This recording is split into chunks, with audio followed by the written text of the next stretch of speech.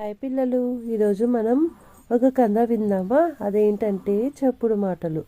అనగనగా ఒక అడవిలో ఎలుక, పిచ్చుక, కప్ప స్నేహంగా ఒకే చోట కలిసి జీవించేవి.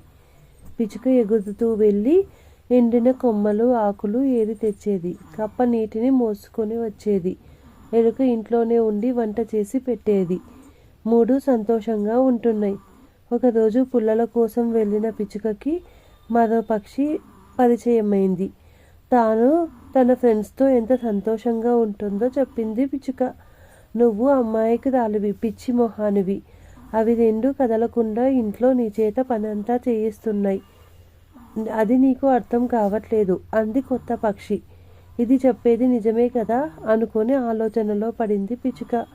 దాంతో ఇంటికొచ్చాక తాను రోజు చాలా అలసిపోతున్నానని పనులు మార్చుకుందామని చెప్పింది.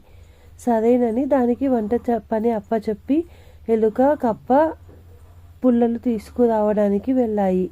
పిచ్చుక పొయ్యి వెలిగించింది. కానీ దానికి వంట ఎలా చేయాలో తెలియట్లేదు. ఇంతలో మంట ఎగిసి పక్కనే ఉన్న ఎండు పుల్లలన్నీ అంటుకున్నాయి. భయంతో పిచ్చుక బయటికి వచ్చేసింది. ఎలుక, కప్ప వచ్చేసరికి మొత్తం ఇల్లంతా కాలి బూడిదైపోయింది. పిచ్చుకతో కలిసి ఉండడం ఇక సాధ్యం కాదని భావించిన అవి రెండు వెళ్ళి విడిగా ఉంటున్నాయి. ఇక పిచ్చుక ఒంటరిగా మిగిలిపోయింది. చెప్పుడు మాటలు వినకూడదని ఇప్పుడు దానికి అర్థమైపోయింది. ఎవరో చెప్పిన మాటలు విని నా మిత్రులను నేనే దూరం చేసుకున్నాను. అప్పుడే వినకుండా ఉండాల్సింది. ఎంచక్కా ఇప్పుడు వాళ్ళతో కలిసి ఉండేదాన్ని అని బాధపడింది.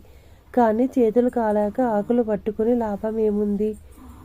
ఇక అప్పటినుంచి తన స్నేహితులతో సంతోషంగా గడిపిన రోజులను తలుచుకొని బాధపడుతూ ఉండిపోయింది